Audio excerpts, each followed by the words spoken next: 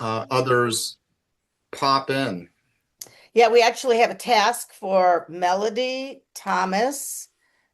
That looks like it. And that is to change your name to have your first and last name. Uh-oh. Now you got to figure out how to do it. And I then we think can, You go to no. participants. You can Yeah. do that. And when you get to your name, is that how you click do on it? it and it Three gives you an dots, option. There's three little dots. dots and click on it and it says something. I thought that we were gonna play a game with Thomas, but it became It became a task. All of a sudden, Dr. Oz was pointed out. Done. All There. right. Look You at were that. Pretty quick, good. Melody. Thomas Very is working on impressed. it. Hey, there we Yay! go. Hi, Thomas. Hit, you Very pass. You passed the first test. That's the first test. That's the Yeah. first test. Yeah. Yeah, it's actually nice here in Buffalo today, It which is. is nice is a interesting word here in the spring because anytime it gets over about 45, we're like, it's nice. The sun's out. Yeah, the sun And is out. It's a shame that we are in the buildings. yes, but let me show you. This is this morning on Lake Ontario. That looks Beautiful. So wow. that was at Oh, beautiful. 6:53 or 7. I don't remember what time it was. That's But not yeah, beautiful. we've just started to have sunrise There, people are coming. over the lake. Looks Okay, lovely. all right, one more. Sunset. Beautiful. Nice. Lovely. I have Wow. many pictures of sunrise and sunset. It's we're kind of like Jimmy Buffett, down in the Well, Keys without the weather. cool to see like how it progresses over the year. Well, it's Yeah. gone from October to April. So it goes back to land. So on Oh, the wow. on the first day that we had the sun setting over Lake Ontario, it was extremely windy and cold. And we're all out there with all our stuff and we go, yay! And then we run back in our houses. It was pretty funny.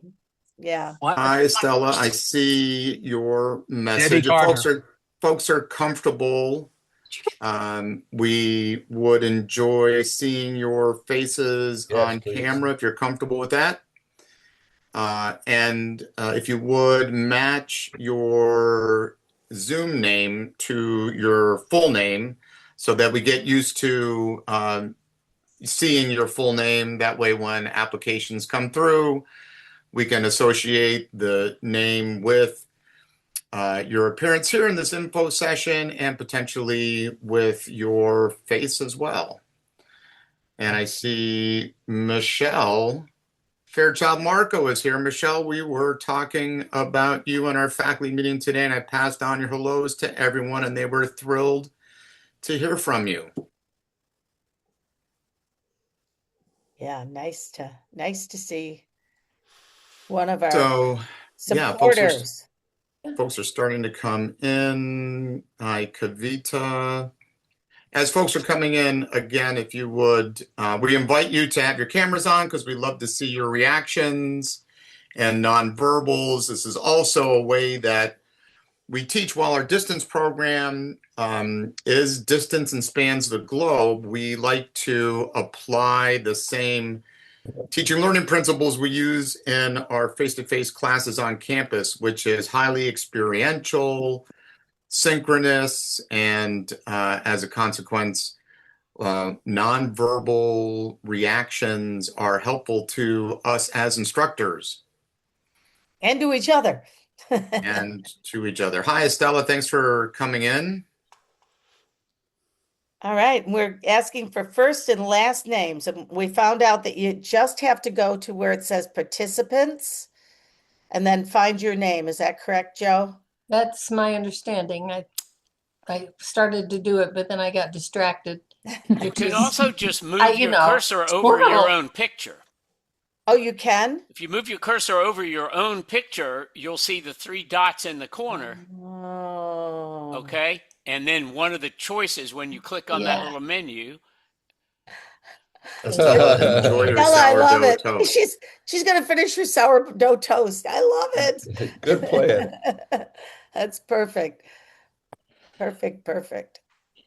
So we do have 32 people registered. We're going to wait 2 more minutes while we wait for others to join us. This is going to be recorded, is being recorded. So if you miss any information, feel free to actually, what we'll do is we'll post the recording, and once we post it, we will send it out, the link to everyone, if you wish to go back and relive this hour with us. Certainly encourage you, as we're going through our slide deck presentation, take screenshots to capture the information or any information that you want to retain. And at the end, we will share with you our contact details so that if you have specific questions for some of us, you will have our email, and we will encourage you to reach out to us.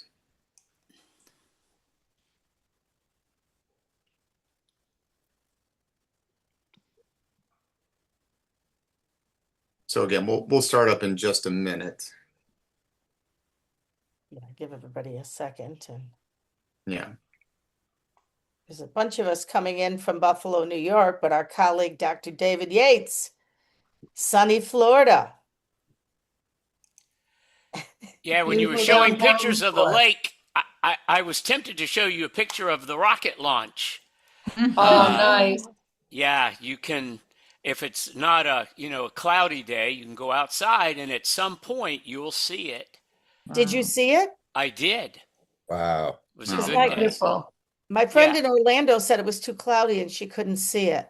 Yeah. Well, yeah, it's not real clear, but Some of the airplanes turned so that the people could watch yeah. Oh, from how the cool. windows. They had That's pictures cool. from the window. That's cool. Oh, that's cool. Cool. Very nice.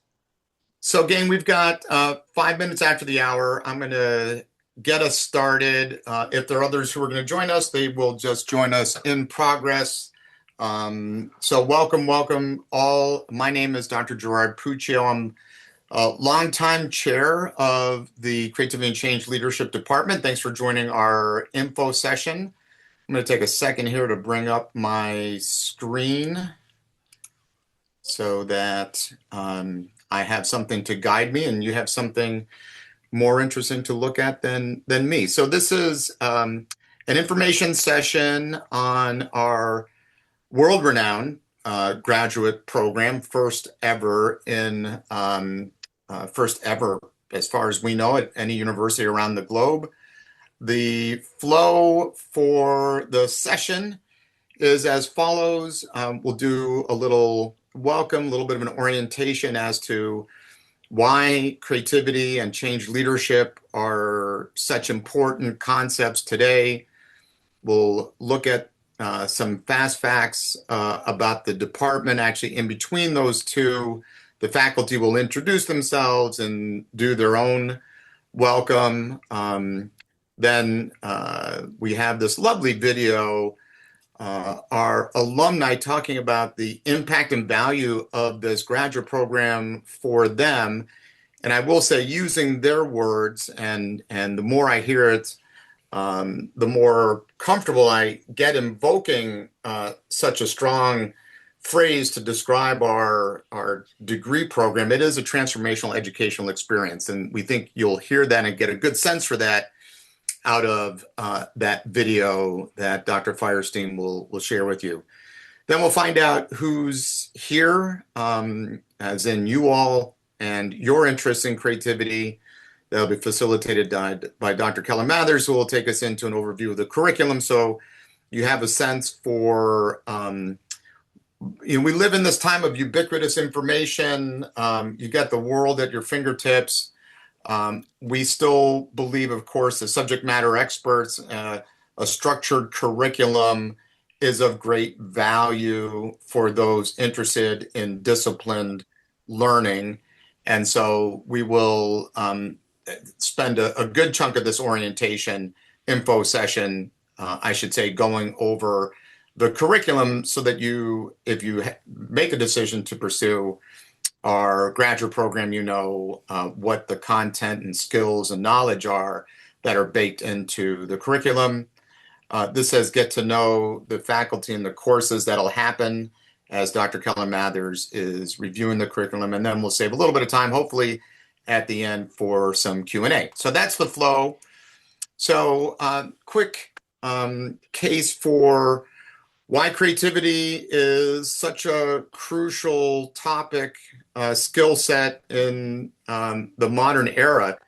And like no other time in history, our generation goes through change at a more rapid pace than any previous generation. And guess what?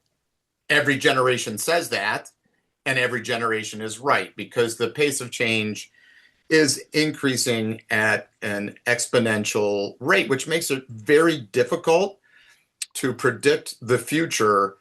And so for this reason, how do we best prepare ourselves for an uncertain, volatile, complex future is to make sure we have the skills that future-proof us. And many others agree with our position. If you want to be well-poised for the future and best prepared to deal with the novelty and challenge that will come with change, creativity is one of those crucial skills to have. So this comes from the World Economic Forum. So going to a third party and subject matter experts about looking at trends in the world.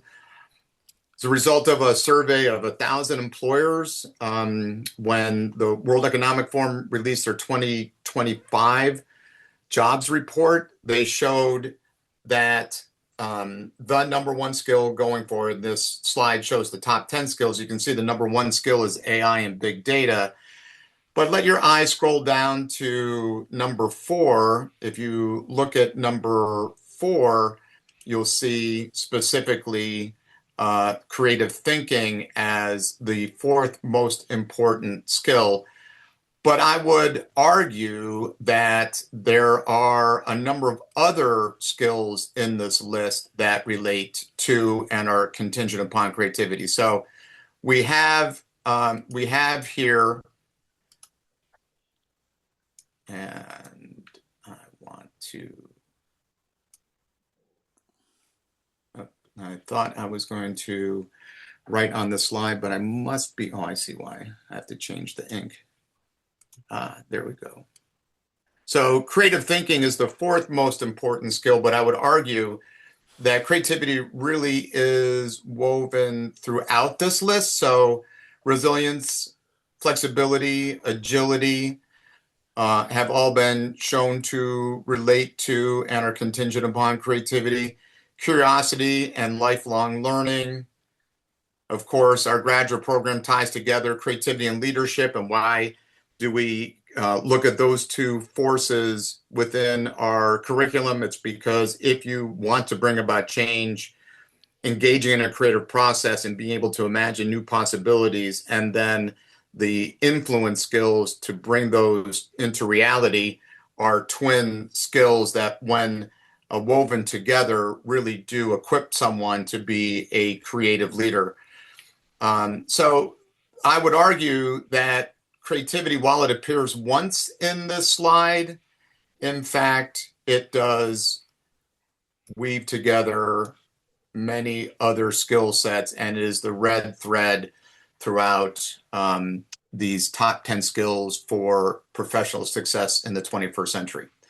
So with that, let me jump to the faculty, and I'll stop the screen share and invite faculty. We'll start with the full-time faculty, and with the full-time faculty, we'll go in seniority order. So if you come into the graduate program, who would you study with? Besides a curriculum, I think we have an all-star team of faculty who are the purveyors of really the curriculum in terms of delivery.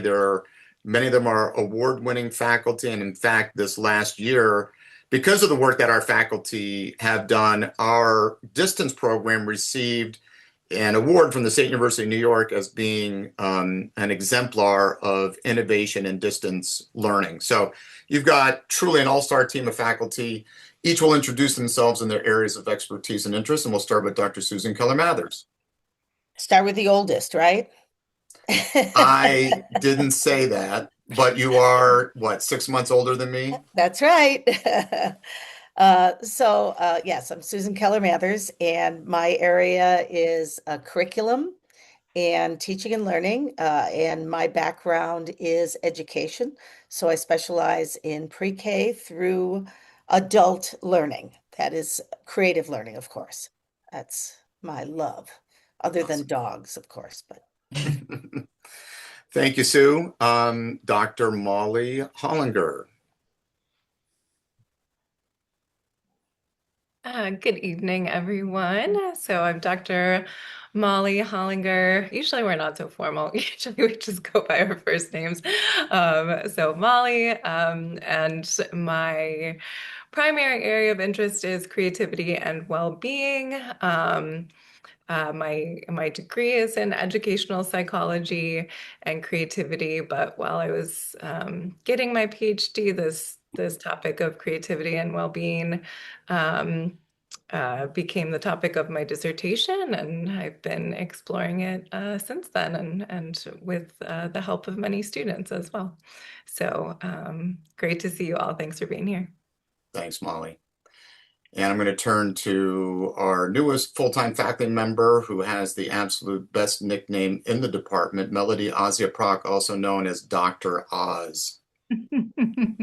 Hi, everyone. So I am the newest faculty in the department, and my work sits at the intersection of creativity, education, and mathematics, with a particular focus on how creativity can be cultivated through instructional design and differentiated learning, as well as on the measurement of math creativity.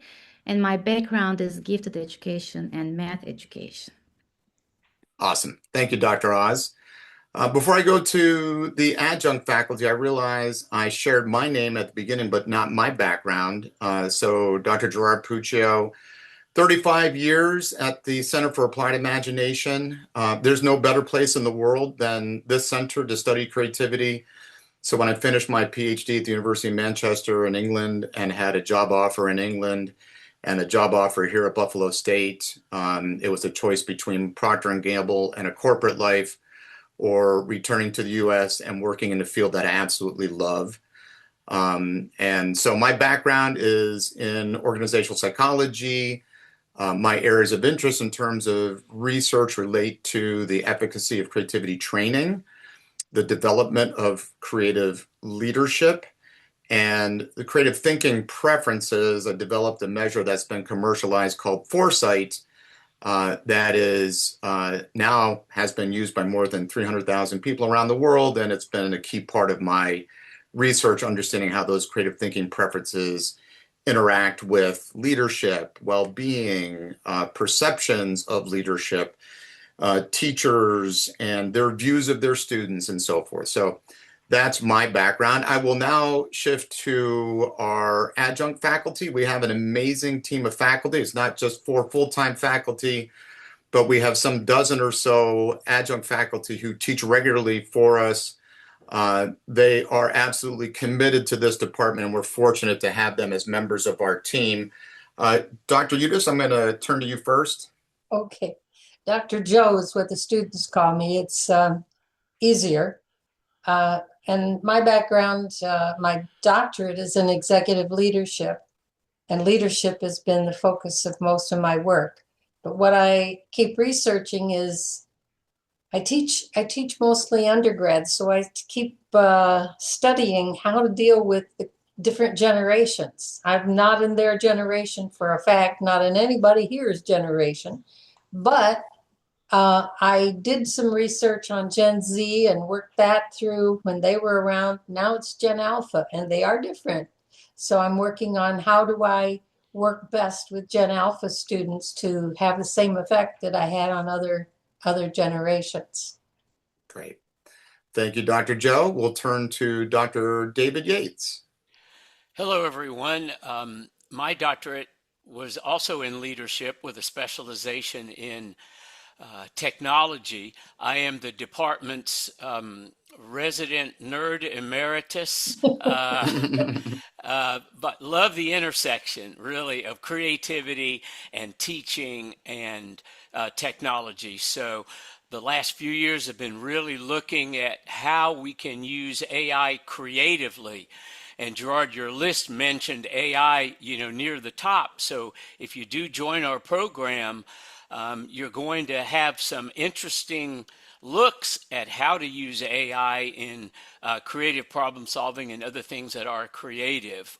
Like almost everybody you're seeing, I went through the program, drank the Kool-Aid, bought into the mission of our department, and so I'm looking forward to working with any of you and encourage you to join our program. You'll never be the same. Wait. Awesome. Thank you, David. Roger, Dr. Firestein, sorry. Before I turn it to you, let me just make one comment that strikes me, an observation, because I know, Roger, you're going to be transitioning into the video. What you, I hope, heard is that we are an eclectic group. Creativity is a transdisciplinary field of study. It is related to and supports and draws on all disciplines. And one of the things I take great pride in is that we have faculty who come from and represent different fields of study. And this allows us to connect with our students in a range of ways versus coming into a very homogeneous department with a homogeneous group of students.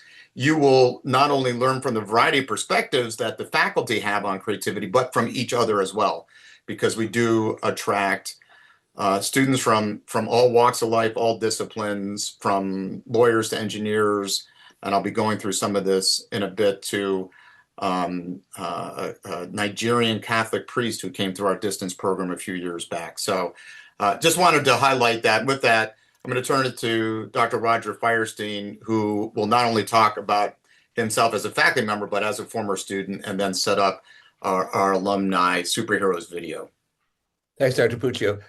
One of the things that I heard that I wanted to mention that it is in common and a theme that runs through here is something that both Gerard and David mentioned, and that is the word love. And I fell in love with creativity back in the late 1970s. I'm a musician by training. I grew up in Colorado, Thomas, not far from where you are. Went to the University of Northern Colorado and was majoring in music. I was a guitar instructor. And I thought I was going to be a music teacher, all right?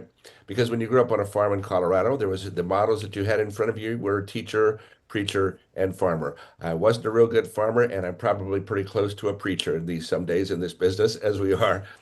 So I began to study music, and I found that I got very frustrated in my studies. And I was fortunate to be able to find a program that allowed me to design my own program at the undergraduate level. And as I was looking through the literature and experiencing my frustration with being a music student, I found this place called at this time, the Interdisciplinary Center for Creativity Studies at a place called the State University College at Buffalo. That's now the place that you're looking at. I contacted the faculty out here, and who was Ruth Noller and Sid Parnes at the time. I found them in the bibliographies of the books that I was reading. Came out to a conference in 1977, went back in 1978, finished up my undergraduate degree, and I was on fire. And I still have that fire and that passion for the work that I do and the work that we do together. Got my degree in 1978. I believe I was about the seventh person to, I'm sorry, 1979, seventh person to get this degree. And we have over 800 graduates now. Joined the faculty in 1984, and I've had the privilege of teaching 5 out of the 6 people that you've met here today. And it's been my honor and my joy to have done that all these years. I'm emeritus now, and so I will stop in on some of your classes and say hello. But this has been a life journey of not only learning and growth, but a tremendous amount of love as well. The people that you're seeing here really do like each other. We don't just fake this on video. We like each other, and we're generally good friends. So, and we are good friends. And so what you're going to find here is not only you're going to join a group of academic scholars that are top notch in the field in just about everything that they do, but you're also going to join a group of people that doesn't have internal conflicts or a department with all political strife and those sorts of things. And that's one of the reasons that makes us so distinctive. It's also one of the reasons why that we practice what we preach. And so when we have meetings, our meetings are based on deferring judgment and the balance of creative thinking and divergent thinking and convergent thinking. So take a close look at the program. It will change your life. And as Dr. Puccio mentioned, it is transformative, and it has transformed my life for the last 49 years.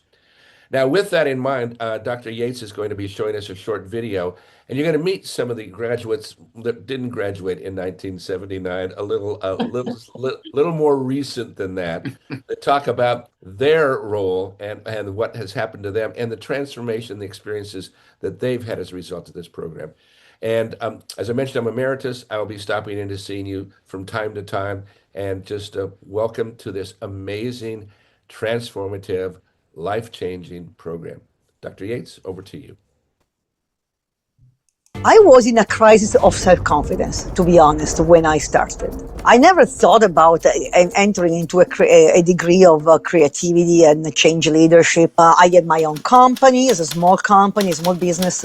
I've been an entrepreneur all my life. It was interesting. I wasn't actually looking for grad school. I did know that pursuing an MBA, which was an option, did not feed me at all. And in fact, I was like, yeah, I could do it, I'm assuming. But there's no drive, there's no pull for it.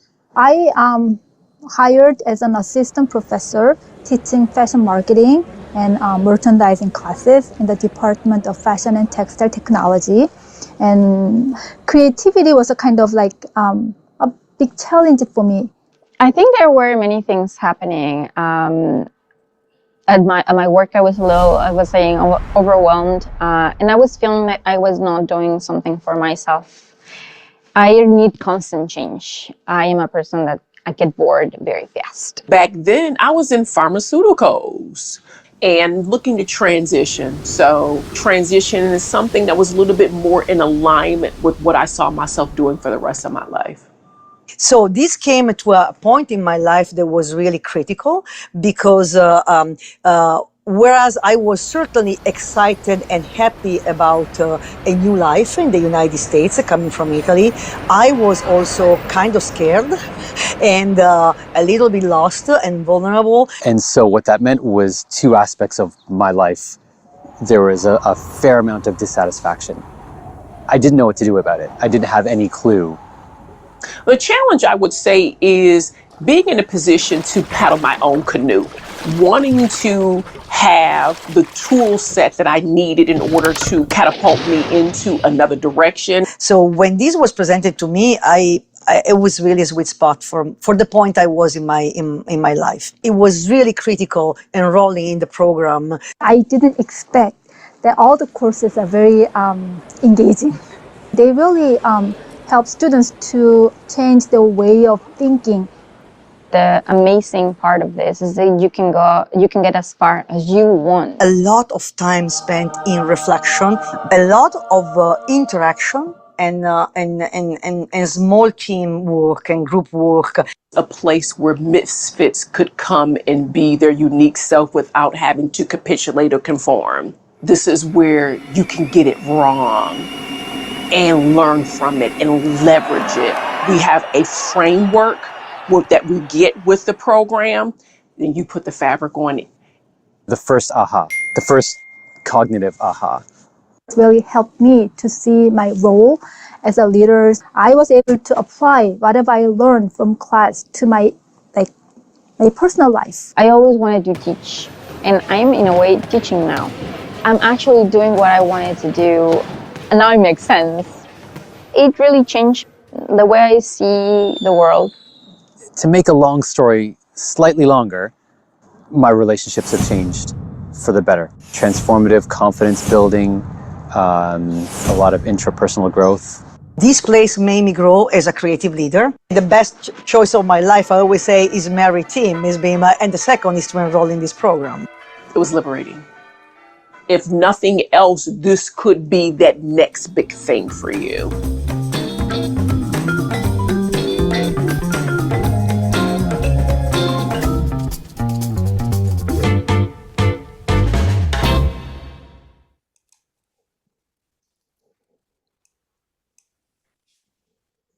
Well, hope you enjoyed that video. I can tell you that the comments that came from the students were through interviews, not through a script that we wrote. Those really came from the heart. So let me go back to my slides, and you've met the faculty, you've learned a little bit about some of our students, some quick facts about the Center for Applied Imagination. We've been around for a while. Pioneers in the field of creativity since 1967, which means what you are exposed to today has stood the test of time and has evolved from one generation of faculty who passed the baton on to the next generation and so forth. And we believe we're at a place where we really are sharing wisdom with our students. The world's first master's degree in creativity. We have a number of different credentials, which Dr. Keller Mathers will take you through. Given the international reputation that we enjoyed 20-some years ago, we began our distance program, which is the focus for today's information session, which is to take you through the distance program and how that's delivered. As Dr. Firestein mentioned, we have over 800 alumni. We have the largest team of full-time faculty and adjunct faculty, all told, a dozen or so faculty who live and breathe creativity. And we're pleased to say that starting this fall, after a number of years of hard work, we are launching Buffalo State's first doctoral program, a doctorate in professional studies in creativity and change leadership. So I mentioned earlier, we draw in a diverse array of individuals. Here are some of the more common. If you were to bucketize them, these are some of the more common, though, because creativity and creative thinking and creative problem solving are fundamental life and work skills. This is not representative of all students that we draw in. These are just some of the more common. So teachers, professors, higher education professionals who are looking to facilitate and engender creative thinking in their students and in their institutions. Trainers, consultants, facilitators, and coaches, more on the adult learning side and organizational development side, are attracted to our graduate program. Healthcare, mental health professionals, because of that close tie-in between resilience, curiosity, being able to deal with life's complexities. We attract mental health professionals and leaders from all sectors because there is a stream of thought when you look at transformational leadership that leaders today need to be visionary, creative problem solvers, and they need to facilitate and engage groups in pursuing complex goals. So those are some of the sorts of occupations that are represented and attracted to our program. And now we want to learn a little bit about you and find out who you are. And I'm going to turn it over to probably the most extroverted full-time faculty member in the department, Dr. Susan Keller Mathers. Whenever we do events, I have to start things off and, keep everybody going. So if this was a class, we would have each one of you tell us who you are, what you do, in a brief description. But because this is a short session, we're going to do it a little bit different. We won't do it verbally. So what I'd ask, if you wouldn't mind opening your chat, and we're going to have you, your name will come up, so don't worry about that one. But in the chat, we want to know what you do and just, briefly, what's your interest in creativity? We have Thomas with us, Estella, Renee, Joe, Damien, Kavita, Rwane, and if I said that wrong, please let me know. Jill, Joy, Susan, and Felicia. So let's see what you do and what's your interest. It's kind of hard to do in a short bit, but I think you can manage. We've kind of all told you about our backgrounds a little bit. And that's how we get into it. So what is it? Again, it was, what do you do, in a brief description of your interest in the chat.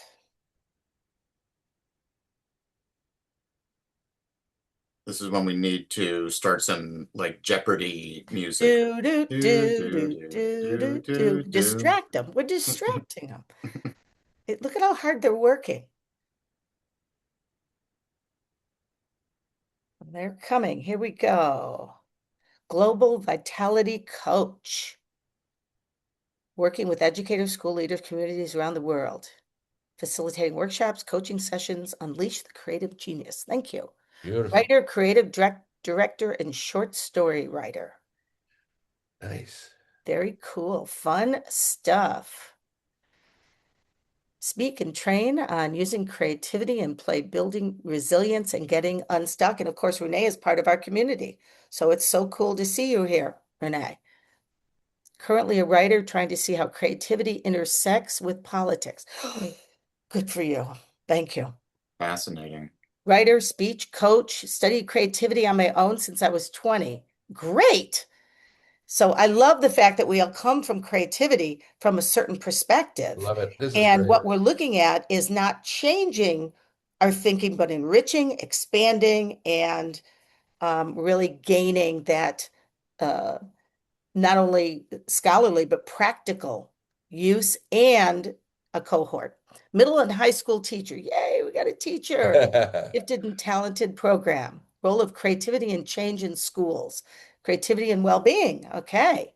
Organizational consultant, civil rights officer. Excellent. Creativity makes us better and more efficient leaders. Absolutely. Connects us to our godliness. Yes. Licensed mental health counselor. Work at Waggle. So it's our Buff State person. Fabulous. Felicia. Thank you Hi, so much for Felicia. coming. All right. Here we go. Let me make sure. Okay, Thomas, here we are. Mental health registered nurse. And we got a chance to talk to Thomas. Poor Thomas came in early and we made him talk about himself. Really appreciate his willingness.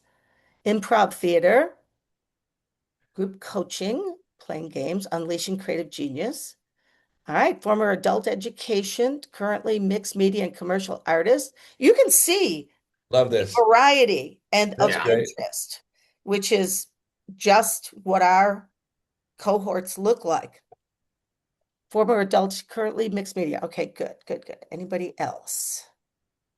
We may have somebody still writing, and if you are, please go ahead. But wow, you guys are very good at this. I believe they've come to the right place. I think yes. And that's what we look at. What are your interests in creativity? And let us help you get that foundation, providing opportunities for folks to experience creativity. Yeah, a lot of us spend a lot of time nurturing and looking at being talent spotters and helping people realize that they are creative and that they can do great things. I know, Sue, you're going to be going over the curriculum. While there is a set curriculum in terms of courses, the assignments embedded in the curriculum allow students to explore their own areas of interest and passion. So while we have certain content that we know we want to deliver, we ensure that there's the space, especially through assignments, to design your own work and to go after questions that you're interested in. Yeah, right now we have, we'll get on to the master's project. Okay, I won't get ahead of myself. Thank you. All right, let's go on to one of our founders of the program, which is Dr. Ruth Knoller, who was the second woman computer programmer in the country, worked on the Mach 1 sequence control calculator at Harvard during World War II. And she created a mathematical definition of creativity. And I am going to turn it over to and that's what we use for the structure of our program. And I'll show you that in the next slide. But I would love to have my colleague, Dr. Oz, tell us a bit about that formula.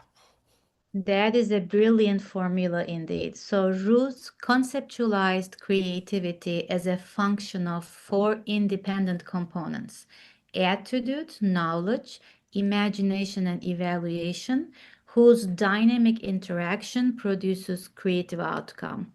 And among these, as you can see in the formula, attitude plays a central role as a sub-value by shaping how effectively the other components are accessed and integrated, acting as both a facilitator and a limiter of creativity. So what is brilliant about this formula that function is a very good way to model creativity because it captures the interaction, not isolation. It emphasizes the transformation. It reflects bounded but flexible outcomes, and it emphasizes that creativity is not a fixed trait, but an emergent qualitative process where interplay of these elements rather than their quantity determines creative potential. Lovely, brilliant formula. Yeah. Thank you. So let's look a little at the curriculum that is framed using this model. So we have 4 areas. We have the knowledge strand, which is about the foundations in creativity studies, and we'll tell you what each course is. But you look at the relevant knowledge. The applied creative thinking is the imagination strand. And of course, we're built from the work of Alex Osborne and his applied imagination work. Creativity research and scholarship is the evaluation strand. And that is where we look at how would we assess creativity and then your products that you want to develop, although we develop products at each. And then the leading change is the attitude capstone, yourself as a creative leader. So let's dig into what each one of those is, because I think that's helpful if we go to the next slide. So this also gives you the overview of what the courses are and when they're taught. So I'm going to have my colleagues in a minute just give you a very brief overview of each course. But you see, you take one in the summer and then in the fall. These are 7-week courses. So think of a semester divided in half. So a course is taught at the beginning of the semester for 7 weeks. It finishes. And then the next course begins for the next 7 weeks. So that's the fall. And the same with the spring. And then there's the summer. Now, this is the advanced certificate, 18 credit hours. And that is what people start with. You start with the 18 credit hour certificate, and then you can move on to the master's if you'd like. So Dr. David Yates. David, can you tell us about CRS 559? Sure, Sue. Thank you. I have the honor of having you in the first course, but I have that honor because of the people who came before me. And Gerard has already talked about our distinguished faculty. No one more distinguished than Dr. Roger Firestein, who has probably taught more people creativity than anybody else in the world, quite honestly. So I follow in his footsteps. We use his books and his website. In fact, all the way through our program, you'll be using books written by our faculty and watching videos created by our faculty. 559 gives you an opportunity to practice creative problem solving on a personal or a professional goal. And we do that in small teams, as that video earlier mentioned, where we also practice team building and leadership skills. And so it's a great introduction to our program. And it's the 559 is a little bit longer than the normal 7-week course that all the rest of them are, because we start with an orientation to our program, which this summer is the last Friday in May. And then we end with a writing workshop, because we find that many of our students either haven't written in a while, haven't in some cases been to school in a while. But I look forward to working with any of you.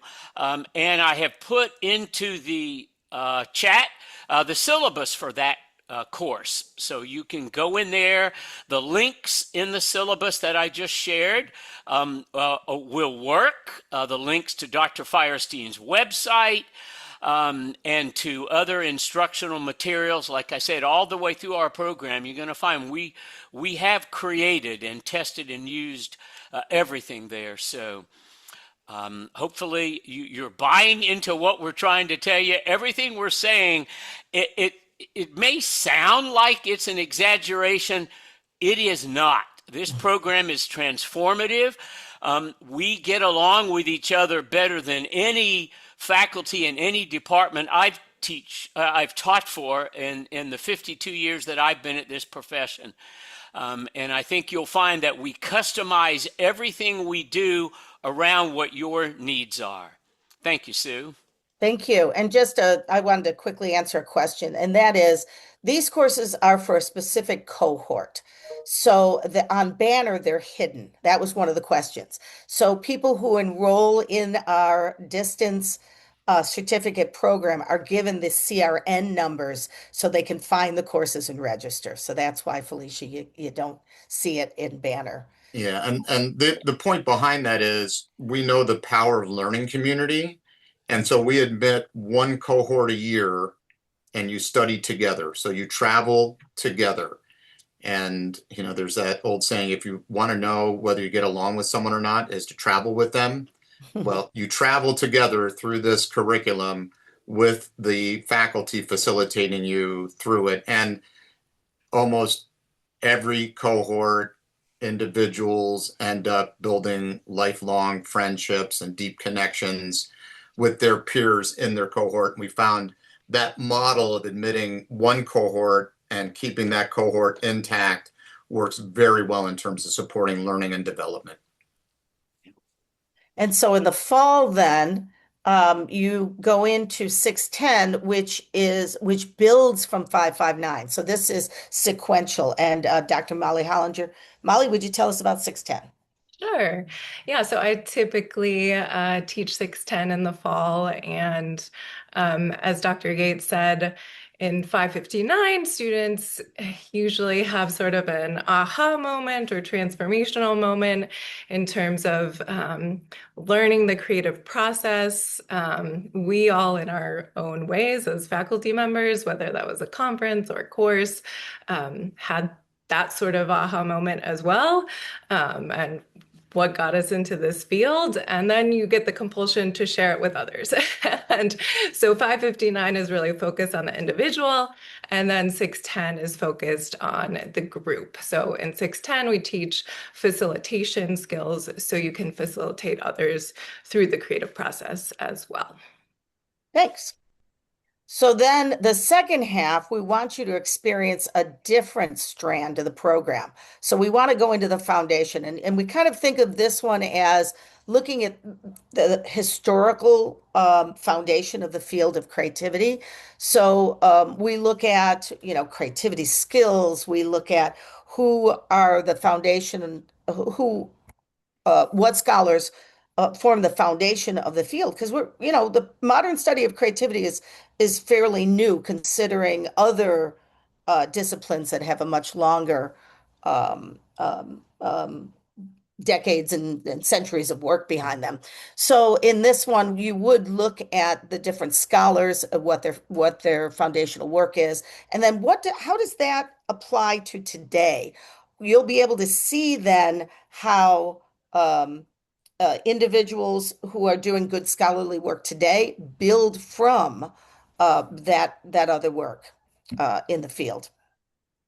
Then we go into the spring and assessing creative personality, and Dr. Melody Azaproct.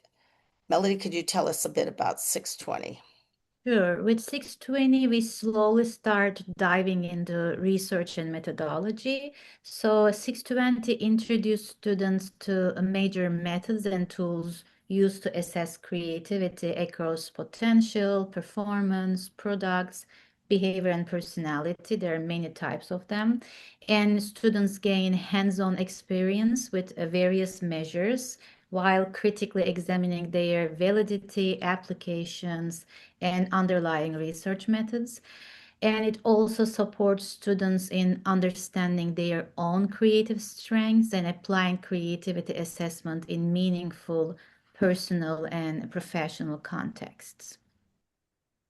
So that takes you into the research strand. So now you've experienced 3 strands. So now we'll go back to our creative process strand, you could call it. And these courses, again, are sequential. So you have 559, tools, 610 process. And in 670, then, we are looking at what is it that you, as a creative leader, are going to take away from all of this skill and creative process, and how are you utilizing it? How are you going to take what you know and you do now to the next level, or to look at some other ways that you wish to embed this creative processes into your professional and personal use. So that takes us into the summer of 2027. And Dr. Joe Udis, Joe, will you tell us about 635? Oh, you're muted, Joe. Trying to be polite. As you can see, this graphic is about the certificate in creativity and change leadership. It's the first half of the master's program. And 635 is the capstone course. And it's the last course before you start the Master of Science, full Master of Science program. As the capstone course, it focuses on synthesizing your experience in the graduate program, all of the courses. What did you learn? How did it work for you? And you develop your philosophy of creativity. You explore leadership styles over history in order to get some ideas and some influences. You have live experiences to practice creative leadership. And finally, you prepare a philosophy, vision, and strategic plan for the future for your personal and professional life, positioning you to be a creative leader in your organizations and professions and communities. Okay, thank you. So once you've completed the certificate, you may apply for the master's degree. And continue moving on. And most people do. Most people move on. And so now you're looking at courses that span the entire semester, not 7-week courses. And that is in the foundations, our current issues, and then in the spring, the master's project. So Molly, would you talk about 625? Because it sets them up for the master's so well. I love this. Yeah. So in 560, which Sue talked about, you learn the foundational creativity research, the seminal articles, and then 625 is the current research that's going on in the past 5-10 years or so. And creativity research has really just grown exponentially, which is wonderful to see. And we try to cover many topics. That's why we made this a 14-week course, covering things from AI to organizational creativity to well-being. But that being said, because the field is so expansive these days, you can't cover everything. So we also have students explore what we call a big question in creativity, which they can really take a deep dive into. So that is 625. So then what happens in the master's project is you're really looking at what is it you want to create? Do you want to create something for yourself? Do you want to create something for your community? Do you want to, what would you like as a project coming out of this program? And we have quite a variety of ways. One person right now is looking at introception. Another one is developing curriculum for high school students. Another is looking at an organization that is reluctant to be creative and the ways that that person can facilitate effectively within their organization. So there really is quite a large group of diverse projects that are happening right now that people have committed to, which is exciting. So you still have 3 electives then, and you negotiate, negotiate's the wrong word. You talk with your advisor about what you want to take and how it relates to creativity. So we are so open to anything you want to take on the Buffalo State, in our course catalog, in another university, as a workshop or a conference, as an independent study. So we do have some electives that are amazing, and we have some others on campus that are very good as well. But we want you to think about what your areas of interest are and work through that. So, yeah, I think that's good. All right, micro-credentials. So now let's go on to this whole idea of stackable. Let's say that you go, I'm not ready to go into a certificate program, but I think I would take 2 courses in this creative thinking and problem solving to get a micro-credential and get a badge and all kinds of cool things. So I might take 2 courses to start with, and those are also part of the certificate. And they also count towards the master's and beyond. Or I might want to take the creative education. So you'll see in the applied creative thinking, there are 2 courses, 559 and 610, that are required for our certificate masters. But you have variety. 614 is advanced tools, is also excellent. And in the creative education, you have 3 courses that are required, as well as 1 that's elective that you can choose to take. So let's look at those stackable for just a second. So what do we have? Again, we have a 6 credit applied creative thinking and problem solving. We have a 12 credit creative education micro-credential. Then we have a 18 credit hour certificate. All of those courses can be used in it. Then we have a 33 credit master's that includes the certificate. So once you're done with the certificate, you apply for the master's. Once you're done with the master's, if you wanted to apply for a doctorate, you could apply as well. And all of those courses that you've taken are part of that doctoral. We're starting a doctoral program in the fall. So I think I'll turn it back to you, Dr. Puccio. Any other additional things on that? Terrific. I just dropped into the chat box. We did an info session on the forthcoming Doctor of Professional Studies in Creativity and Change Leadership.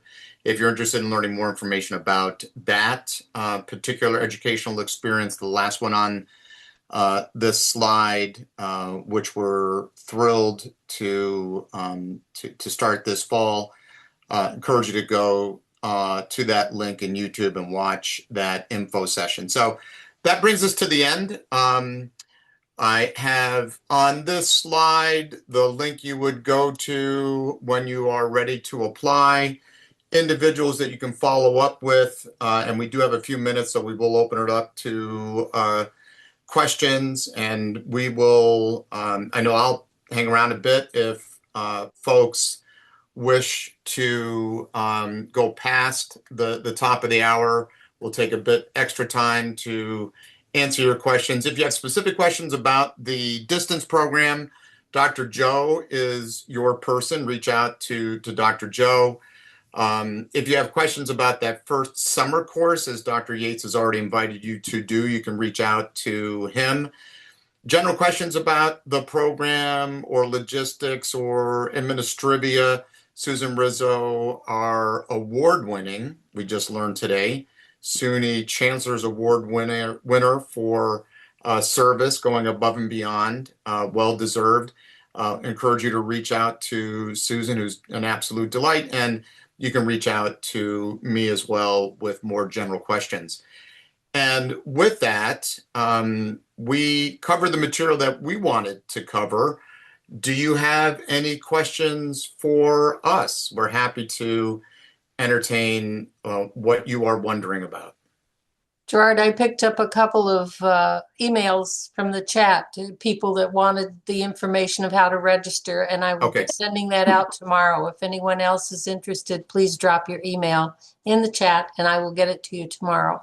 Super. Thanks, Joe. Joelle, it looks like you have your digital hand up. Good to see you. How are you? I am doing well. I'm excited. Cannot wait till the end of May to start these classes. But I think the question that I had was concerning electives because I do know that you all are flexible with the electives that we take, but do they need to be approved if we wanted to take an elective this summer along with the 559? Do we need to get it approved by our Is it a Buffalo State course? yes. And Then graduate level. I'm sorry. It's graduate level. Graduate. Yeah, so you're good. you just got approval.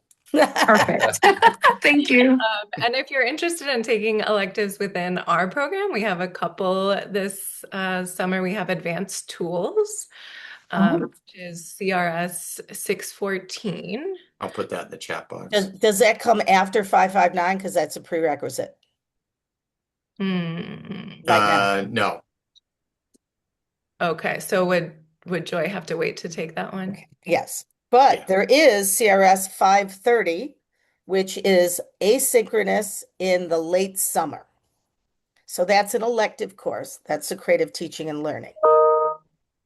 And no prerequisite? No prerequisite.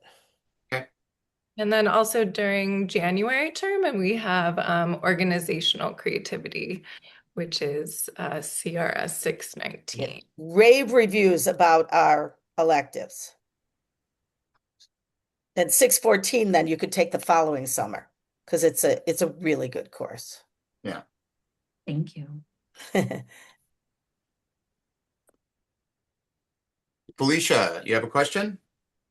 Hi, yes, thank you. So regarding like registration, if we're distance learners, would we only be registering for the summer course or will we be registering for the fall 610 as well now, or will we be waiting for that?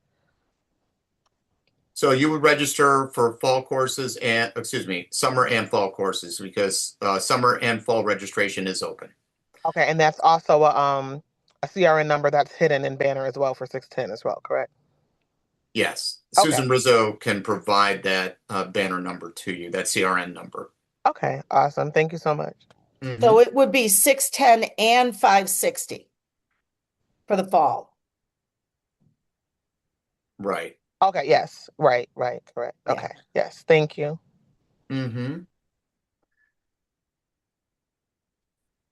Other questions, comments, reactions, anything on your mind? I know that's a broad question. Estelle is asking about tuition fees and financial aid, and I can help with that. Okay. Just send me an email. I'll be happy to talk with you about it, send you all the information you need.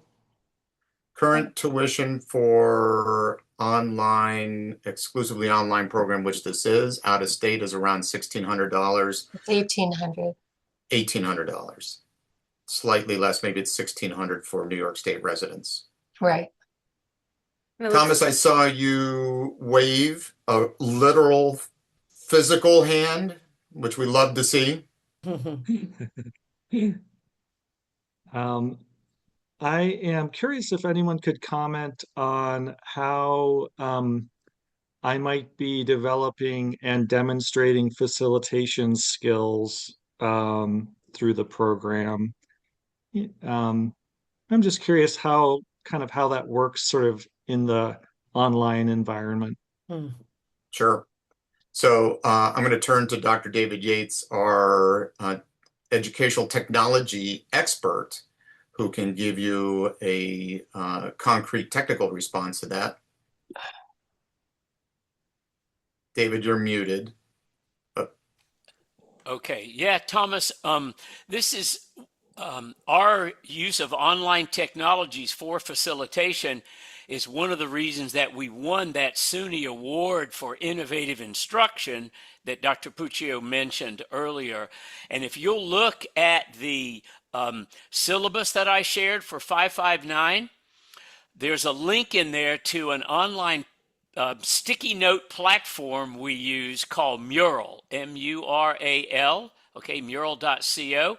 So you can click on that link, sign up for a free account, and then reach out to me.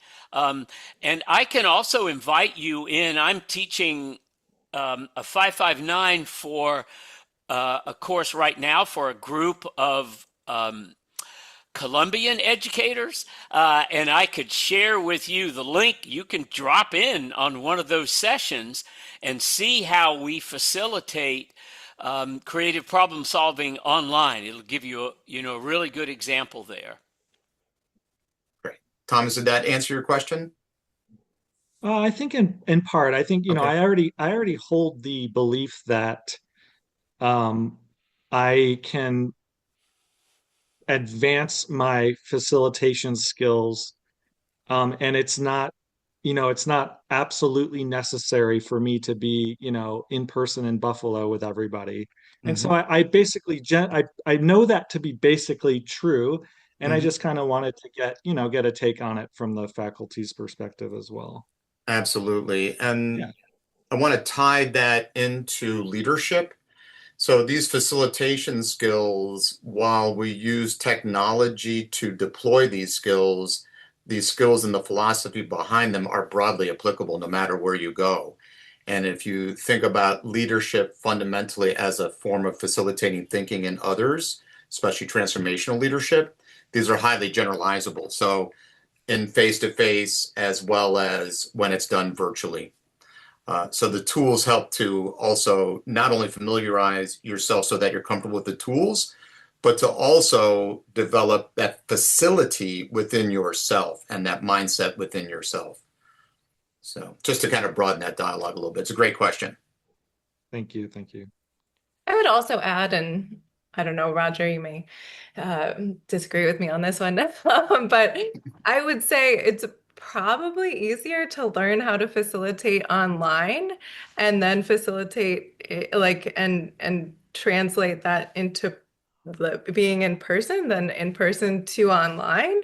They each have their challenges, but and ideally the master facilitator does both. But having both those in-person facilitation skills and the online facilitation skills is, I think, a really powerful thing to have, especially currently when we do so much virtual work. And the curriculum does lean into both.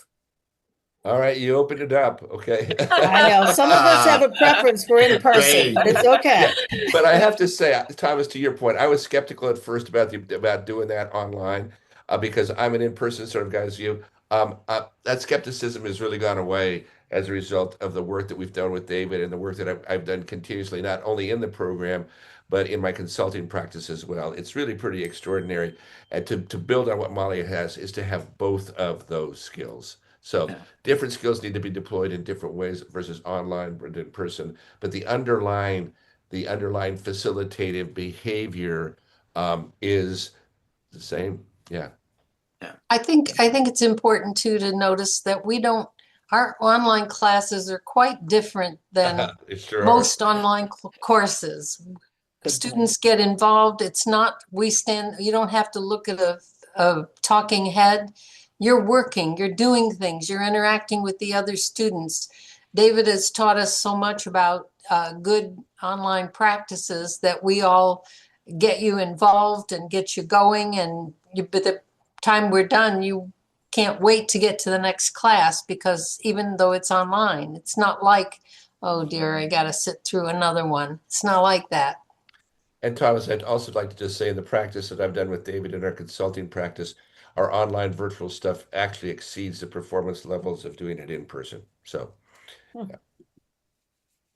Yes. Well, thanks everybody. And I certainly relate, everything that I've learned and all the learning and training has all been online since I was out of school as well. So I can certainly attest to all that as well. Well, and I'll just extend it a little bit. I'm not going to repeat anything that's been mentioned, but you're also making me think about the importance of community and having relationship. And what we have found is that through the way that we approach online education, we build a strong community such that both on campus and in our distance education, students want to stay connected to the department. And so sort of as a final thought, we'll see if there are other questions. that we can answer, I would also say that joining this graduate program isn't just coming into an educational experience, but it's coming into a community of like-minded people. And for that reason, we hold an annual conference.